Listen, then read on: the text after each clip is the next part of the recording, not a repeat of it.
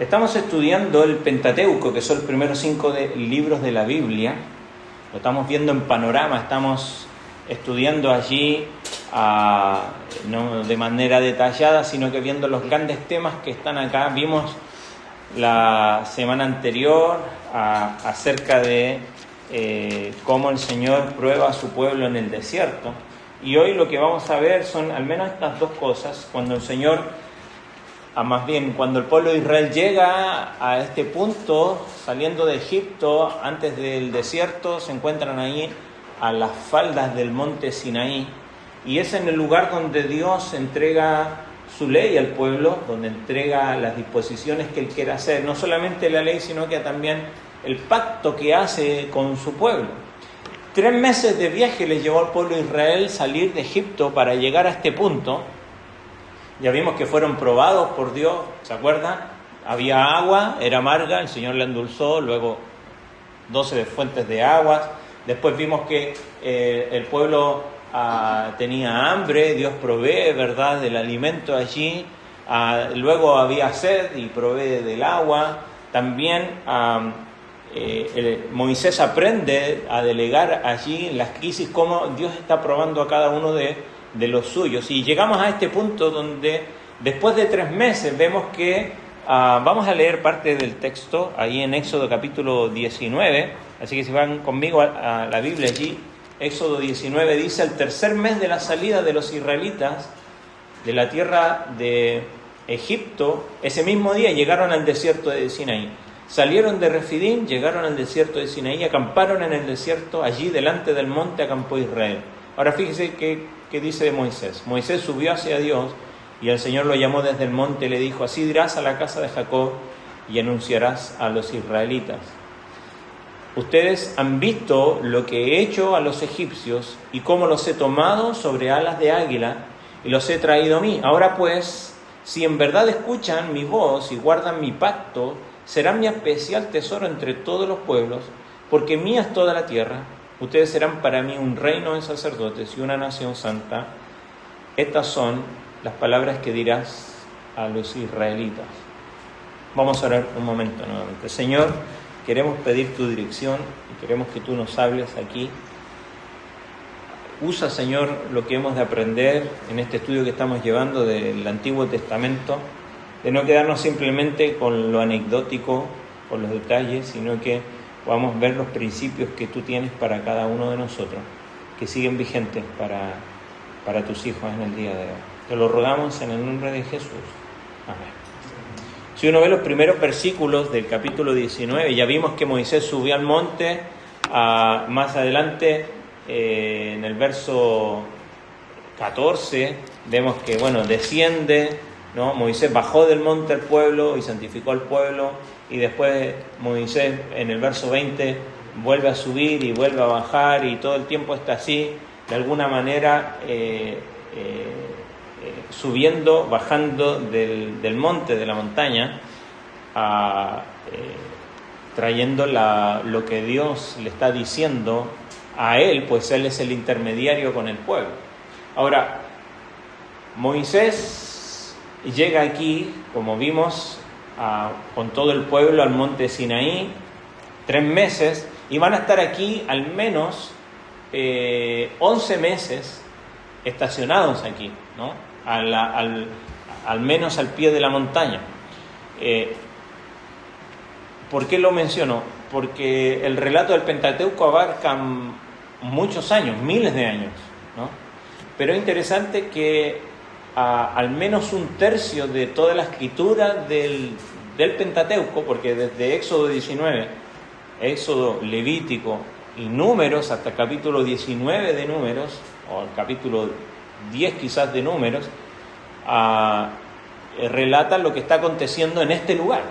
Entonces, 1/3 de todo el Pentateuco es lo que sucede cuando están aquí, al pie de la montaña. Entonces, es importante lo que está sucediendo aquí, ¿no? Tiene que ver con todas las instrucciones que Dios está dando, no solamente a Moisés, sino que a su pueblo. Entonces, es importante lo que acontece aquí. ¿Qué es lo primero que sucede aquí? Al menos lo que vamos a ver hoy, vamos a ir por capítulos. Es el pacto que hace Dios con Israel allí en el monte. La primera vez que Moisés asciende al Sinaí, Dios habla, Moisés está escuchando, pero es interesante que a partir del verso 4 vemos este pacto, y que lo leímos recién, que hace Dios con todo el pueblo. Dice, a partir de lo que yo hice, verso 4, ustedes han visto lo que yo he hecho a los egipcios, ¿no? A partir de lo que Él hace, ¿no? Pasamos al verso 4 donde dice, ahora, ¿no?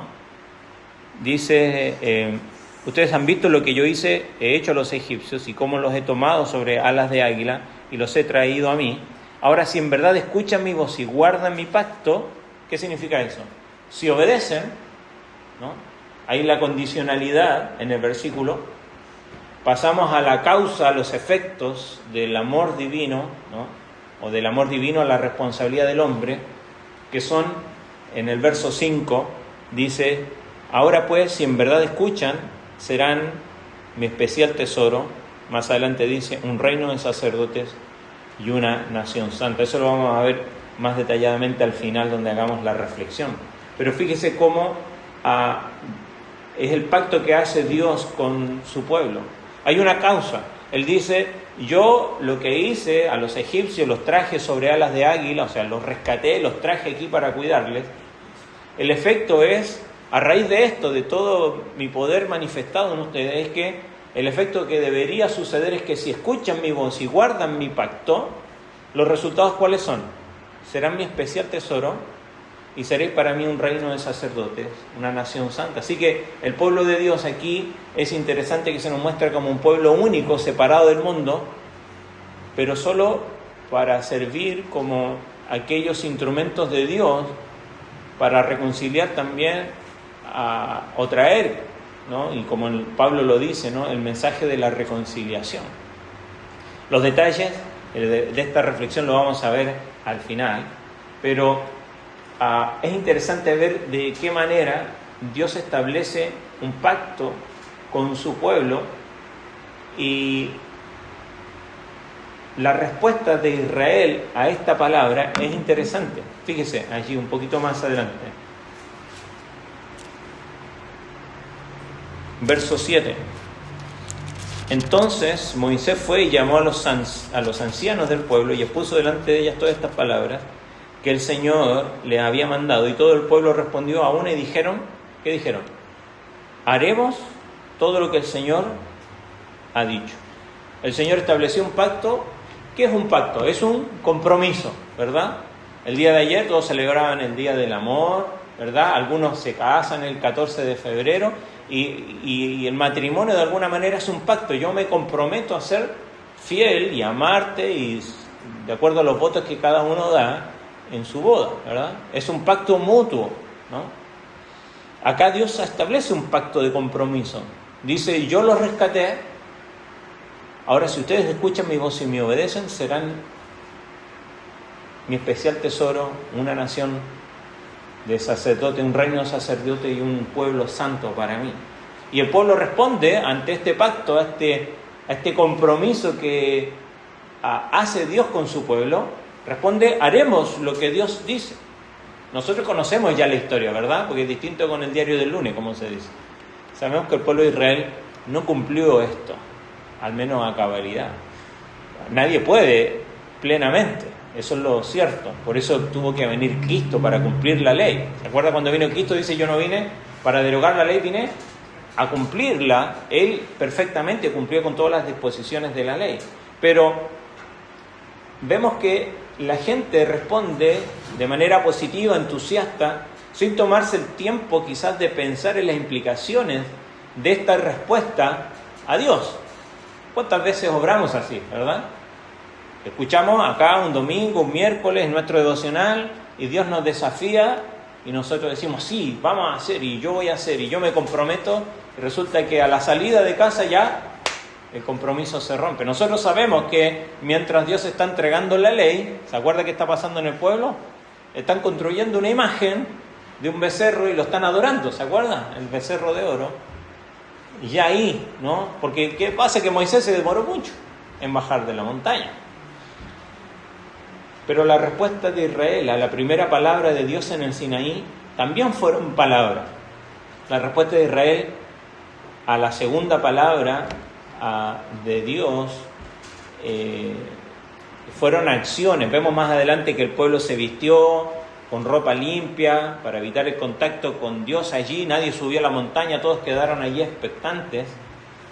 Y el pueblo pasa estos días preparándose para encontrarse con Dios. Fíjese, verso 16 a 15. Entonces Moisés dijo al pueblo: estén preparados para el tercer día. Y dice verso 16: y aconteció que al tercer día, cuando llegó la mañana, hubo truenos y relámpagos y una densa nube sobre el monte y un sonido tan fuerte de trompeta que hizo temblar a todo el pueblo que estaba en el campamento. Entonces Moisés, después dice, sacó al pueblo del campamento para ir al encuentro de Dios, y ellos se quedaron allí al pie del monte.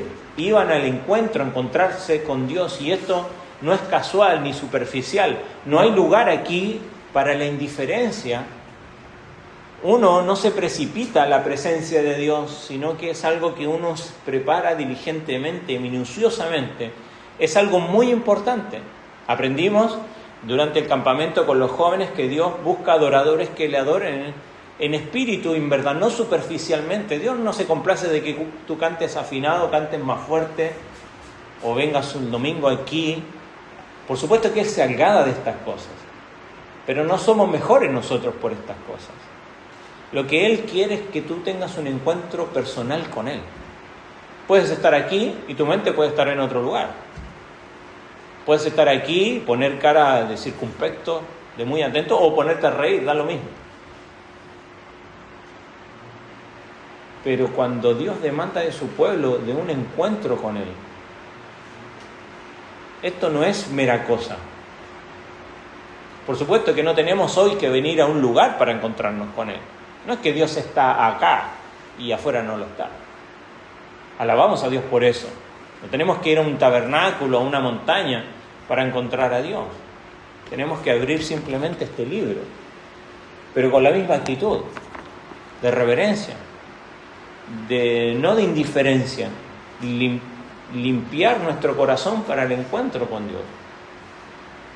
Por eso se le dice, verso 12 del capítulo 19, dice, pondrás límites alrededor para el pueblo y dirás, de ningún modo suban al monte o toquen su límite. Establece límites, ¿no? Porque es importante que podamos tomar precauciones, porque no se trata de un peligro del que hay que escapar. Interesante, decía un escritor, no se trata de un peligro del que hay que escapar, sino uno del que hay que acercarse lo más posible. El fuego es bueno, ¿sí o no? Es bueno porque nos alumbra, nos abriga, nos trae energía, como el sol, ¿verdad? Es bueno. ¿Qué pasaría si no tuviésemos el sol? Estaríamos congelados acá, sin duda, ¿no? Ahora, en los días de diciembre, enero y febrero, quisiéramos que estuviera un poquito más lejos, al menos la Tierra, ¿verdad? Al menos acá en Salto. Pero el sol nos da vida, pero es tan puro que si nos acercamos demasiado, como la leyenda de Ícaro, nos va a hacer mal. Bueno, la santidad de Dios es igual. Es necesaria acercarnos a Él, pero es tan pura que acercarnos demasiado nos puede dañar, en el sentido de que no estamos capacitados para acercarnos a Dios por nuestros méritos. De ahí la importancia de Cristo en nosotros. Pues por Él dice, yo soy el camino, la verdad y la vida. Nadie viene al Padre sino por mí. Nos acercamos confiadamente a Dios por medio de Cristo, no por mis obras, no por mi religión, no por mis filosofías, mis ideas de Dios. Me acerco a Dios y puedo estar en su presencia porque Cristo es el camino. Porque Cristo está entre Dios y yo. Pero acá el pueblo le dice, no se acerquen demasiado, pongan un límite, pero vengan al encuentro con Él. Y Dios sigue diciendo lo mismo. Nos sigue animando a acercarnos al, fíjese, verso 24, y el Señor dijo a Moisés, verso 24, entonces el Señor le dijo, ve, desciende, vuelve a subir tú y Aarón contigo, ¿no?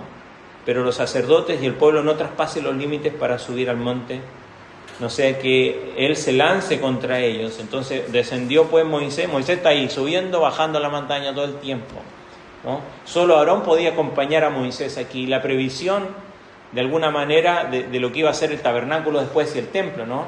Donde se ofrece el altar, pero después había un lugar inaccesible, solamente el sumo sacerdote una vez al año entraba allí, al lugar santísimo, quizá algo similar aquí. Pero es interesante ver cómo, de la misma manera, y mencionábamos recién, acercarse a Dios no es mera cosa. Y sin duda venimos aquí porque de alguna manera queremos acercarnos a Dios, ¿no? Y esto tampoco es mera cosa. Si vienes aquí es porque me imagino que estás buscando a Dios, quieres acercarte a Él. Y lo físico es importante, pero lo que más importa es el corazón. Ahora, el corazón es evidente en nuestro rostro, ¿no? En nuestra actitud, en la actitud que tenemos frente a Dios. Cuando estamos acá o cuando abrimos su palabra, cuando estamos con otros que quieren edificar también nuestras vidas. Hebreos nos sigue recordando que Dios sigue siendo un fuego consumidor. Pero alabamos a Dios porque Cristo es nuestro intercesor, de que ya ese fuego no nos consume. Podemos acercarnos libremente, dice Hebreo. Acercaos con toda confianza al trono de la gracia, dice el escritor de Hebreo en el Nuevo Testamento. Porque ahora tenemos a alguien que intercede por nosotros, a Cristo, nuestro gran sumo sacerdote que nos abre el camino, pero dice, acercaos con conciencia limpia, con corazón sincero, con las manos limpias. Y el pueblo de Dios se acerca y Dios hace un pacto con ellos. Ahora, luego de esto, vemos que Dios establece este decálogo. El decálogo habla de estas 10 palabras, ¿no? Que es como se conoce a los 10 mandamientos. Y es interesante que, al contrario de todo el pacto que hace Dios y donde Moisés está intercediendo, donde parece ascensor, porque sube al monte, baja al monte, sube otra vez, baja otra vez, ahora aquí Dios habla directamente a su pueblo. Fíjese, capítulo 20, verso 1. Entonces Dios habló todas estas palabras diciendo. Aquí no hay Dios le dijo a Moisés y transmite al pueblo, sino que Dios está hablando estas palabras directamente a cada uno de aquellos que forman el pueblo de Dios. Dios habla directamente a su pueblo aquí. Y esta es la manera en cómo la Biblia nos informa que al leer estos 10 mandamientos o este decálogo, nos encontramos cara a cara con la voluntad de Dios para cada uno de sus seguidores, en su estilo de vida y en su compromiso moral. Verso 22 del capítulo 20, fíjese, dice, entonces el Señor dijo a Moisés, así dirás a los israelitas, ustedes han visto lo que les he hablado desde el cielo. O sea, claramente le estaba mostrando que es Dios que han estado hablando después de dar este decálogo, estos 10 mandamientos. Le dice, esto fue lo que yo les hablé desde el cielo a cada uno de ustedes, ¿no? Sin intermediarios, ¿no? Y lo que queremos ver al menos hoy del decálogo, no sé si nos va a dar, lo vamos a poner luego allí uno por uno, pero vamos a ver algunas características y luego algunos propósitos especiales de este decálogo, ¿no? Lo interesante de estos 10 palabras o estos 10 mandamientos es que 8 de los 10 mandamientos son prohibiciones negativas. Solo 2 son positivas, el 4.º mandamiento y el 5.º mandamiento. Acuérdate del día de reposo, ¿no? Y después el 5.º mandamiento, honra a tu padre y a tu madre. Son los únicos mandamientos propositivos de manera positiva. El resto son prohibiciones de alguna manera negativas que encontramos allí en estos mandamientos. Ahora uno pensaría, ¿por qué el Señor tan negativo? Sin duda, esta formulación o esta característica no es casualidad que las leyes de prohibición del decálogo se expresen de esta manera bastante enérgica. En el original, en el hebreo, estas cláusulas negativas son bastante enérgicas.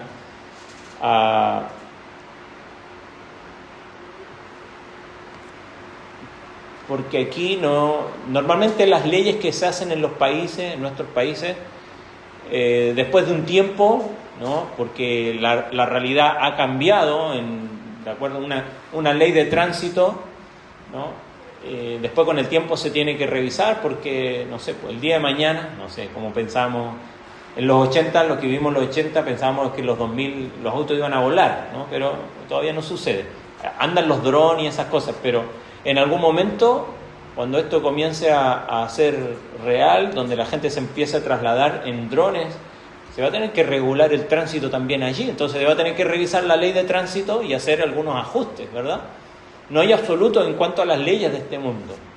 Pero en cuanto a esto, el Señor es bastante enfático porque aquí no hay espacio para la revisión posterior. Vamos a mejorar el decálogo porque el mundo ha cambiado y ahora es necesario hacer algunos ajustes.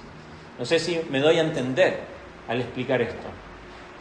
Es una de las razones por las que el Señor, al dar estas cláusulas con este énfasis negativo, es porque está mostrando que estas cosas no van a ser obsoletas en ningún momento y que son absolutos. No nos gustan a nosotros los absolutos, porque todo el tiempo queremos cambiar las cosas y queremos revisarlas si nos acomodan o no nos acomodan. Pero la verdad es que Dios, que se revela en la Escritura, es un Dios absoluto y su verdad es absoluta. No es que sea exclusiva, la verdad siempre es excluyente, ¿no?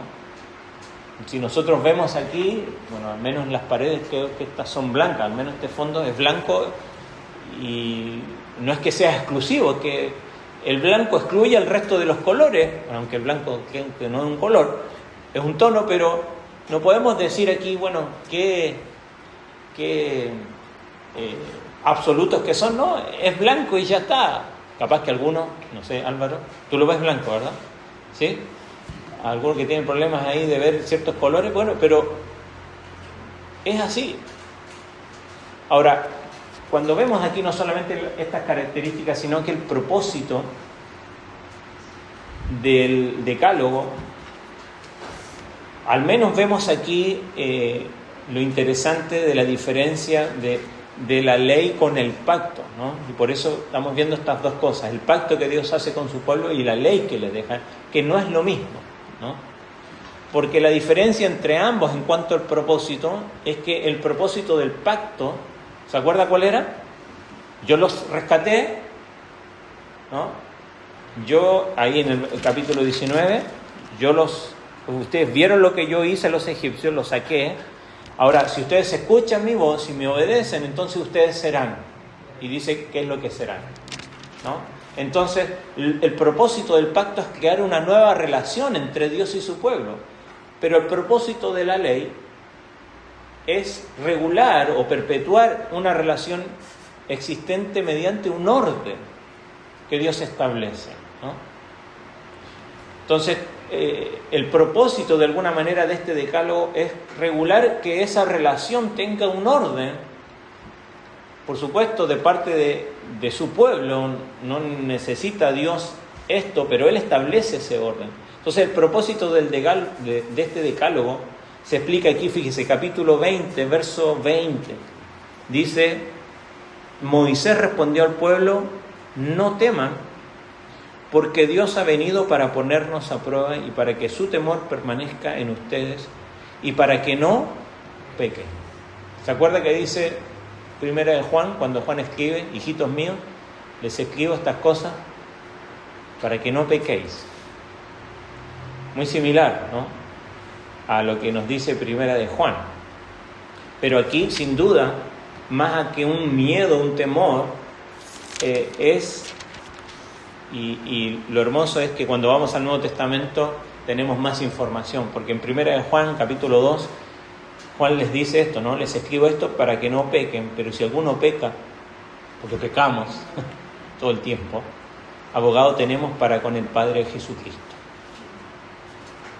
Aquí hay disposiciones de la ley y vamos a ver algunas en un momento que nos parecen sumamente raras. No sabemos si algunas de ellas se llevaron a cabo como nos dice aquí, al menos muchas de ellas no tenemos el registro en las Escrituras, pero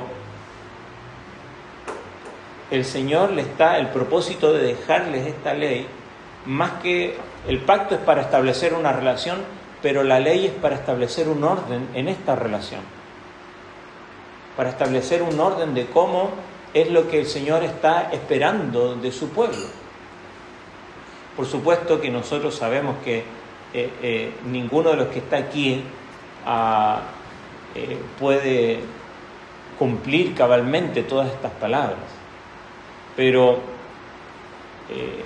es interesante cuando vamos al Nuevo Testamento, cuando el Señor se encuentra con el joven rico, las palabras de Jesús a él sobre guardar los mandamientos para entrar en la vida eterna, ¿se acuerda? El joven rico preguntó, bueno, ¿cuáles son?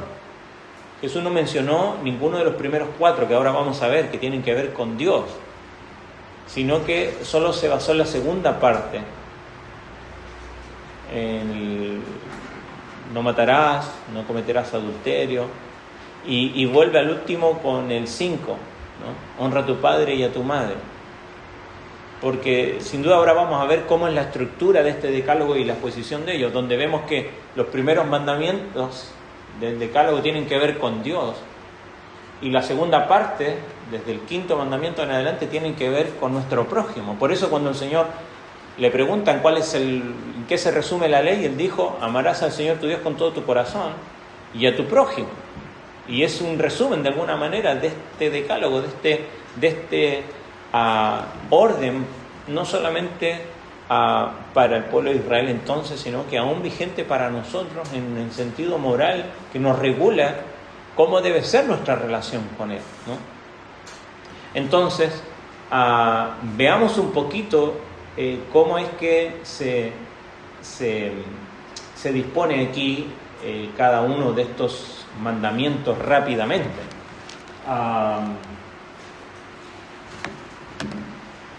Aquí lo tenemos, ¿no? Donde comienza el Señor, su primer mandamiento es bastante claro cuando dice, no tendrás dioses ajenos delante de mí, ¿no? No tendrás dioses ajenos delante de mí.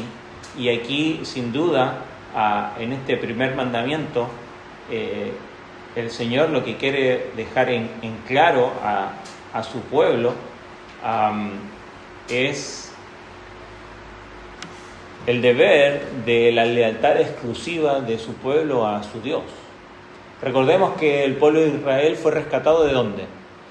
De Egipto, que tenía un montón de dioses, y muchos de esos dioses vinieron con ellos, y la evidencia es que cuando están en la montaña, mientras está entregando precisamente esta ley, ¿qué está haciendo el pueblo abajo? Haciendo un becerro que era el culto a Baal, ¿no? Y le están adorando, ¿no? Y después vemos que el problema con el pueblo de Israel todo el tiempo fue precisamente su idolatría. Entonces el reconocimiento de un solo Dios distinguía a Israel de los demás pueblos de la antigüedad. Más adelante en Deuteronomio capítulo 6, lo que se conoce como la Shemá, allí cuando el Señor les dice, o Moisés le dice, escucha Israel, el Señor nuestro Dios, el Señor uno es, se convirtió en la primera línea del credo de los israelitas hasta el día de hoy, ¿no? Pues quiere mostrar allí lo importante de no adorar a otros dioses, que es sumamente atractivo en el sentido de que tenemos la inclinación a adorar algo o a alguien. El Señor nos creó así. Y aún a veces pueden ser cosas buenas, ¿no? El trabajo se puede convertir en un Dios. La familia se puede convertir en un Dios. Ayer, el día del amor, el sexo se puede convertir en un Dios. Pero Dios dice, no tendrás dioses ajenos delante de mí. Yo soy a quien debes lealtad. Y nosotros luchamos en nuestro corazón, ¿no? Con cuál es nuestro verdadero Dios. Aquello que amamos profundamente, aquello que no estamos dispuestos a perder, se puede convertir en nuestro Dios. Y de hecho pueden ser cosas buenas. Yo me he dado cuenta con el tiempo, y lo compartí ayer con los jóvenes, cuando me accidenté mi mano, llegué a la emergencia, y lo único que le decía a la persona, no le dije mi nombre, me preguntaban cosas, yo no, lo único que le decía, rescátame el dedo porque soy músico. Rescátame el dedo porque soy músico. Que sí con la música, estudié música, amo la música. Pero a veces puede llegar a un punto donde se convierte en un ídolo. En su gracia Dios me permite seguir haciéndolo. Ahora lo disfruto más que antes. Pero se puede convertir en un ídolo para ti. El Señor dice, no tendrás dioses ajenos. ¿Cuál es el ídolo que luchas en tu corazón? Que puede convertirse en aquello que no estás dispuesto a perder a ningún costo. ¿Qué es? ¿El trabajo? ¿El dinero? ¿Una amistad? El Señor conoce nuestro corazón y nuestra tendencia porque nos creó así para adorar. Y siempre vamos a estar adorando a alguien o algo. Y si eso no es Dios que nos creó, entonces estamos aquí luchando con este primer mandamiento. El segundo mandamiento dice, no te harás imagen ni te inclinarás a ella, ¿no? Y sin duda este mandamiento es interesante porque nos habla de algo que, si bien en el tabernáculo mismo hay imágenes y hay asuntos allí donde el arte es manifiesto, las esculturas en el mismo templo, ¿no? del candelero y otras cosas, es cuando los objetos se vuelven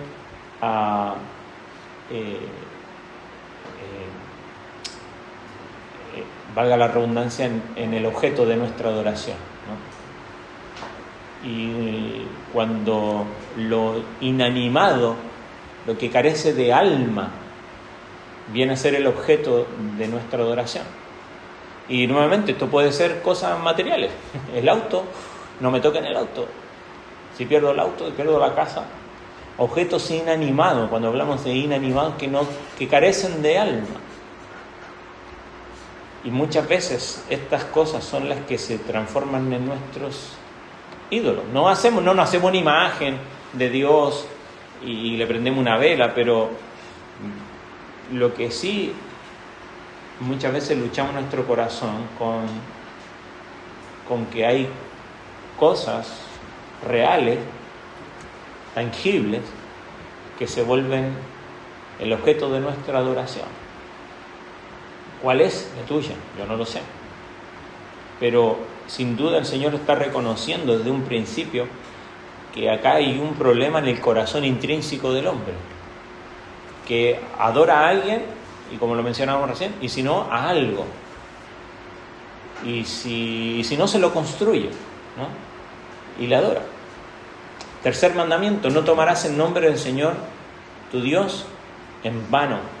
Y posiblemente aquí, más allá de que el sentido vano aquí es vacío, ¿no? Sin sustancia, cualquier invocación de la presencia de Dios, cualquier invocación de su nombre que sea simplemente superficial, es tomar el nombre de Dios en vano.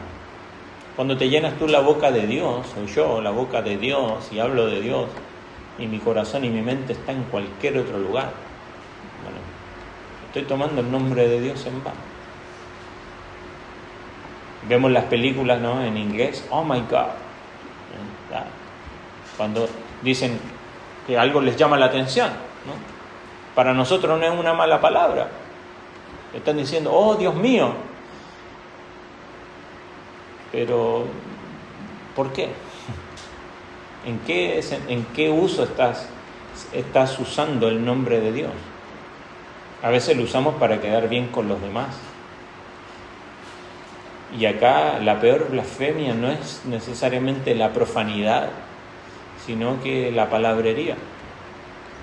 Usar nuestras palabras para quedar bien con los demás. A Dios no le podemos engañar. Y Dios tiene en alta estima su nombre.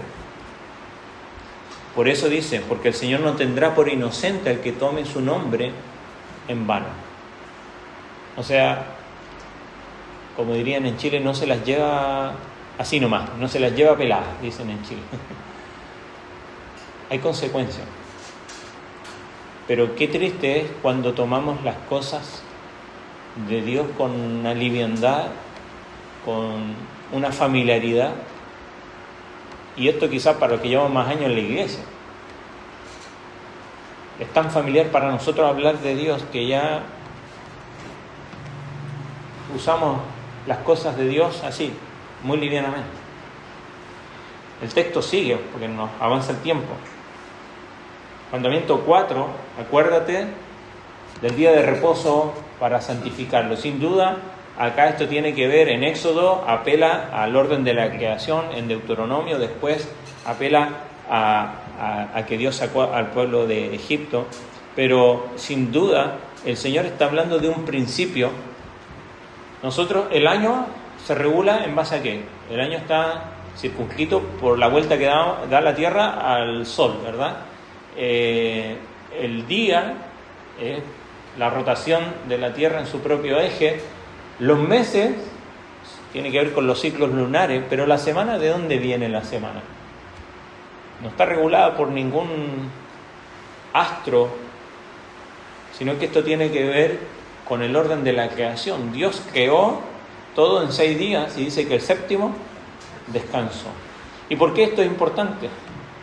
Bueno, porque Dios sabe cómo somos y es importante. El descanso y el reposo es parte de la vida y a veces nuestra vida va tan agitada que no consideramos esto, ¿no? Y es un principio que está en la Escritura y aquí es parte de un mandamiento. Apartar un día para el descanso. Hoy día para nosotros es este día, el domingo normalmente, pero nos habla, ¿no?, de considerar esto para nosotros como algo importante. No tenemos tiempo para ver todas las implicaciones de esto, pero vamos a los que tienen que ver con la horizontalidad de los mandamientos. El primero de todos es interesante, dice: honra a tu padre y a tu madre, ¿no? Que ya lo vimos, lo mencionábamos hace un momento, y es interesante que este mandamiento de honrar a padre y madre encabeza los mandamientos que están dirigidos de manera horizontal, o sea, hacia tu prójimo. ¿Y por qué es interesante? Porque en la cultura en la que se está entregando esto, la paternidad se consideraba el deber humano más fundamental en estas sociedades. El rol de los padres hacia sus hijos refleja en mucho sentido la autoridad y el rol de Dios hacia la humanidad. Pero es interesante que aquí se manda precisamente a honrarles a ellos, ¿no? Y creo que tiene que ver también en relación a todos los primeros 4 mandamientos que tienen que ver con honrar a ¿quién? A Dios. Entonces, de la manera en que honras a Dios, que es nuestra autoridad, Dios también dejó autoridades aquí para ti. Y esto no tiene que ver mientras yo estoy en mi casa. Tus padres siguen siendo tus padres, aunque te enojes con ellos, aunque ellos se enojen contigo, aunque ya no vivas en su casa, siguen siendo tus padres. ¿Y cuál es lo que dice aquí? Hay promesas, el único mandamiento con promesa. Dice: para que tus días sean prolongados en la tierra que el Señor tu Dios te da. Entonces, el hombre debe corresponder honrando a su Padre Celestial por un lado, primeramente, y honrar a sus padres terrenales también. De vuelta, como es nuestra actitud frente a nuestros padres, habla mucho de cómo es tu relación con Dios. Tu relación con tus padres y tu actitud frente a tus padres habla de tu relación con Dios. Veamos los siguientes mandamientos, vamos rápido. Después habla de mandamiento 6, no matarás. Sin duda aquí el texto es enfático, más que matar cualquier cosa. Recién andaba una arañita por ahí y la íbamos a matar. Y bueno, no está hablando de eso, sino que del asesinato, ¿no? De algo premeditado. Es interesante que Cristo cada uno de estos mandamientos subió al estándar, ¿se acuerda? ¿Oíste que fue dicho no matarás? Pero el Señor dice, más yo digo, cualquiera que dice necio, tonto, a su hermano, es digno del mismo castigo. Y así con cada uno de los mandamientos que continúan. Porque más adelante dice, no cometerás adulterio, ¿no? Y el Señor dice, oíste que fue dicho esto, más yo digo, cualquiera que mira a una mujer para codiciarla en su corazón, ya adulteró con ella. Y nos muestra cómo funciona el pecado. Fallar en estos puntos no tiene que ver con acciones, tiene que ver con el corazón. Que luego o van pensamientos al corazón, o a veces así, sinérgicamente, que nos llevan a las acciones, pero comienza allí. Ahora, cada una de estas prohibiciones, sin duda nos están mostrando qué es y cómo es el corazón, ¿no? El último mandamiento es interesante porque todas estas cosas tienen que ver con hechos, ¿no?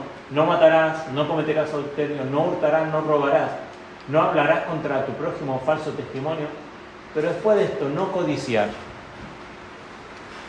Porque la codicia va acá, ¿no? Y acá, no se manifiesta siempre en acciones. Pero creo que este mandamiento, que se refiere a un delito que reside en la mente, por lo tanto quizás no puede ser llevado a los tribunales, sin duda nos está hablando que el propósito de Dios, más que cumplir con ciertas cosas, nos está mostrando que el problema radica precisamente en el corazón. Y si hacemos un análisis incluso de este último, si yo codicio, puedo llegar a matar. Si yo codicio, puedo llegar a cometer adulterio. Si yo codicio, puedo llegar a robar. Si yo codicio, puedo llegar a dar un falso testimonio.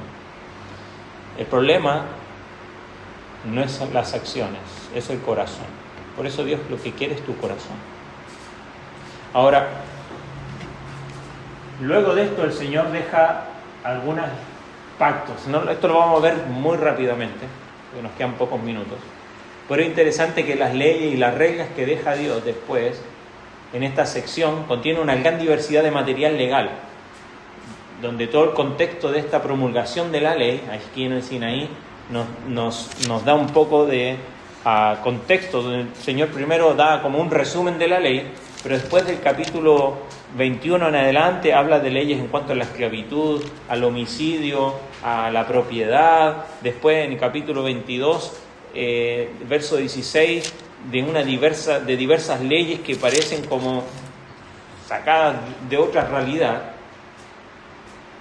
normas y regulaciones que son muy comunes en lo que eran las culturas antiguas. Ahora, ofrece algunas reglas sobre el culto, ofrece reglas sobre, o hay jurisprudencia, o a veces llamadas derecho casuístico, como dice ahí, que trata una colección de decisiones o principios judiciales sobre temas interesantes, como decíamos recién, desde la esclavitud a la seducción de una joven, dice aquí, desde el robo hasta la agresión, desde la cornada de un buey. ¿Qué pasa si un buey le da una cornada a alguien y lo hiere? ¿Qué hay que hacer en ese caso?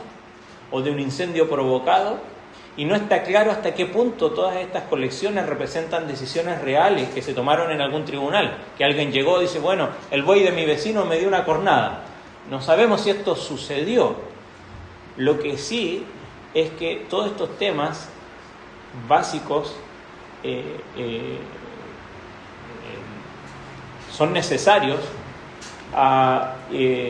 donde, por ejemplo, hay cosas básicas que no se abordan, pero sí estas cosas inusuales. Por ejemplo, se dice qué caso o qué hacer en caso de relaciones sexuales prematrimoniales, pero no nos da, al menos hasta aquí, hasta ahora, los procedimientos normales para el matrimonio. Entonces, ¿por qué sucede esto? Yo lo quiero explicar brevemente.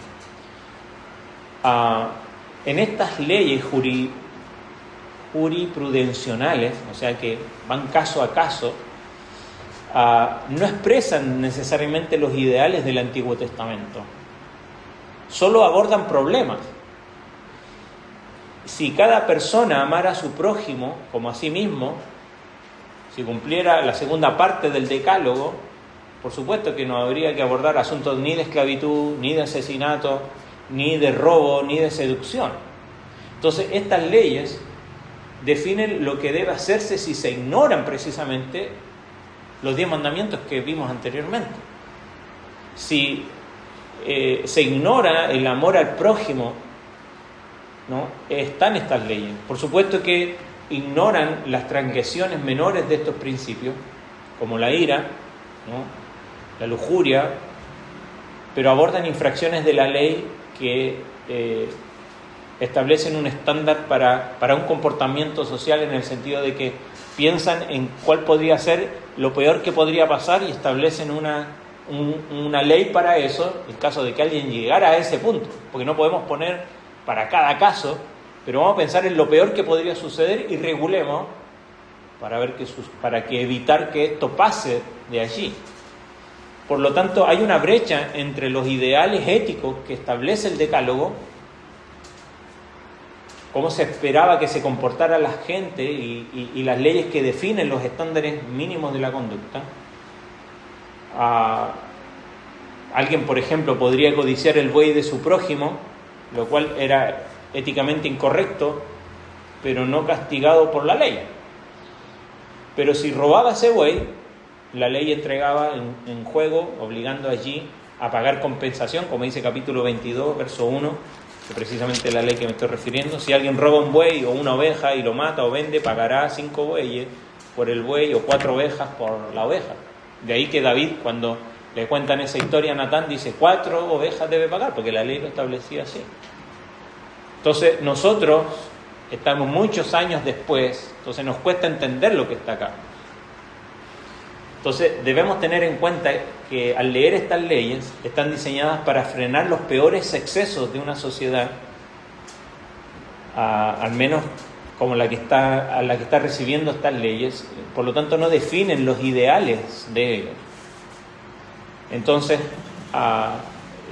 cuando nos enfrentamos a cada una de estas cosas, sin duda vemos que no están mostrando cómo deben ser el comportamiento, sino que nos está mostrando cómo no debe ser, cuál es lo peor que podría suceder, y lo intenta regular.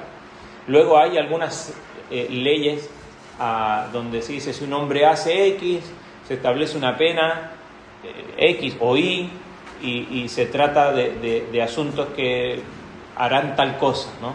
Entonces vemos que el Señor establece sin duda leyes para su pueblo, para que puedan vivir en orden, pero no solamente eso, sino que también al final el Señor termina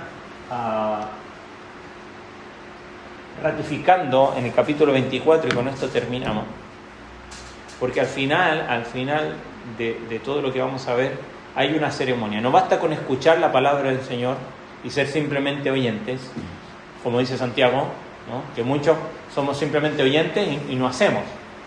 Entonces, el pueblo dice, Dios dijo a Moisés, verso 24, sube hacia el Señor, tú y Aarón, Nadab y Abiú, 70 de los ancianos de Israel, y adorarán desde lejos. Sin embargo, Moisés se acercará solo al Señor. Ellos no se acercarán, ni el pueblo subirá con él. Moisés vino y contó al pueblo todas las palabras del Señor y todas las ordenanzas. Todo el pueblo respondió a una voz y dijo, nuevamente, haremos todas las palabras que el Señor ha dicho. Moisés escribió todas las palabras del Señor, levantándose muy de mañana, edificó un altar al pie del monte con 12 columnas por las 12 tribus de Israel, y envió jóvenes israelitas que ofrecieron holocausto y sacrificio, sacrificaron novillos como ofrenda de paz al Señor. Moisés tomó la mitad de la sangre y la puso en la vasija, y la otra mitad de la sangre la roció sobre el altar, y nuevamente tomó el libro del pacto y lo leyó a oídos del pueblo. ¿Se dan cuenta? No una vez, 2 veces. Pues si no les quedó claro la primera vez, la segunda vez queda claro. Y ellos dijeron nuevamente, todo lo que el Señor ha dicho, haremos y obedeceremos. Y es interesante cómo el pueblo responde a esta ratificación del pacto de parte de Dios. Dijimos, el Señor establece un pacto y una ley con su pueblo. El pacto es establecer una relación. Dios quiere relacionarse con su pueblo, como lo quiere relacionarse contigo. Ahora, Él deja leyes, y el decálogo, de alguna manera, es el resumen de la ley. ¿no? Para nosotros. La pregunta es, ¿tú estás buscando, estás queriendo tener una relación con Dios? Porque Dios quiere relacionarse contigo. Él siempre toma la iniciativa. Y lo está haciendo acá con su pueblo y lo hace con nosotros por medio de Cristo. De tener una relación personal, íntima con Él. La pregunta es tú, ¿cómo estás respondiendo? Quizás como el pueblo, así a primera sí, vamos a hacer lo que tú dices. Y después cuando vemos lo que el Señor pide, decimos, no, mejor que no. Por eso cuando Dios establece su ley, la vuelve a ratificar este pacto. Porque como dice el dicho acá, que yo al menos yo lo aprendí acá en Uruguay, el que avisa no traiciona. Y el Señor le dice, mira, este es el orden que yo establezco. Y al pueblo le pareció bien. Ahora la historia, con el diario del lunes, sabemos que el pueblo de Dios falló y nuestra propia historia es evidencia de que fallamos también en cumplir la ley. Pero yo quiero llevarte a la reflexión de lo que mencionaba al principio. Porque al principio vimos esto. Moisés dice, o Dios le dice, lo que yo hice a los egipcios, la consecuencia es que si tú escuchas esto y obedeces, seréis. Y yo quiero dedicarme unos pocos minutos para terminar en qué es lo que Dios dice que será. Porque la primera de estas expresiones, cuando dice, vosotros seréis un especial tesoro, habla sin duda de privilegio. La segunda habla sobre responsabilidad, que también es un privilegio, ¿no? Cuando dice ahí, primero serán mi especial tesoro, segundo serán un reino de sacerdotes, pero al final dice serán un pueblo, una gente santa, y esto habla de carácter. Sin duda, cuando Dios dice serán mi pueblo especial, habla de un pueblo particular, peculiar, algo que es único. Pedro, cuando escribe su carta, dice que nosotros somos pueblo adquirido por Dios, nación santa, real sacerdocio. También probablemente estaba pensando en estas palabras. Ahora piensa en esto. Tú como hijo de Dios eres, si has decidido seguir a Cristo, eres un especial tesoro de Dios. Nosotros buscamos valor o validarnos de un montón de maneras, con los amigos, en las redes sociales, por mi trabajo, mi profesión, ganar dinero, ser famoso. ¿En dónde estás buscando valor? Es la pregunta. Y el Señor dice, tú, le dice a su pueblo, y en el Nuevo Testamento por medio de Pedro nos dice, ustedes son un pueblo adquirido, un especial tesoro. ¿Te das cuenta? Deja de buscar valor donde no lo vas a encontrar. No busques el valor en lo que el mundo te pueda dar o lo que tú crees que es realmente valioso. A mí me gusta el deporte, me voy a anotar ahora próximamente en un torneo. Y obviamente uno se anota ¿para qué? Y porque quiere ganar, ¿verdad? Y piensa que eso le da valor a uno. O voy a entrar a estudiar y pienso que eso me va a dar valor. O voy a hacer un negocio y voy a tener más dinero y voy a adquirir más cosas y pienso que eso me va a dar valor. El valor está en que eres un especial tesoro para Dios. Primero porque Dios te creó su imagen, a toda la creación. Pero segundo, que por medio de Cristo, y al menos aquí para su pueblo le está diciendo, si ustedes oyen y obedecen mi voz, serán esto. Y Dios te dice lo mismo hoy. No busques valor afuera. Dios te está diciendo que eres valioso para Él. Pero segundo, les recuerda que al pueblo de Dios, que Dios se está llamando a ser un pueblo siervo. Cuando dice serán un pueblo de sacerdotes, el sacerdote, si bien es un privilegio, lo que están haciendo es servir a Dios todo el tiempo. Es una comunidad, como diría alguien, de toalla y un jarrón. ¿Se acuerdan Jesucristo? Cuando está con los suyos en la última cena, Él no está como gerente diciendo sirvan acá, sirvan un poquito más, agua. Esto yo lo escuché en el campamento, ahora que estuvimos con los jóvenes. Agua, dijo alguien, sírvanme. El Señor dice, si obedeces y oyes mi voz, serás un pueblo de servicio. Y tercero, una nación santa. Por primera vez se usa acá en la Biblia no para llamar a algo santo, sino que a alguien. Y la diferencia aquí es que la santidad se presenta como una meta, como un ideal. Quizás el pueblo respondió demasiado pronto cuando dijo, haremos esto. Tú. Obviamente no tienes que esperar hasta mañana, pero piensa esto, el valor no lo busques afuera. Por medio de Cristo eres alguien valioso, pero no para convertirte en un rey, sino que para convertirte en un siervo. Pues aquellos que deciden seguir a Cristo le imitan a Él. ¿Y qué hizo Él? Sirvió. Él dijo, yo no vine a este mundo para ser servido, sino que para servir. ¿Estás sirviendo? ¿Estás atento a los demás? ¿O simplemente quiere que te atiendan a ti? Y por último, habla de carácter. La vida cristiana no se trata de habilidades, no se trata de cumplir con una lista de cosas. Se trata de que el carácter de Cristo sea formado en ti. Y eso se evidencia cuando eso está sucediendo o cuando no está sucediendo. Y yo te animo a examinar tu corazón y ver qué es lo que Dios tiene para ti. Amén. Vamos a ponernos en pie y vamos a orar.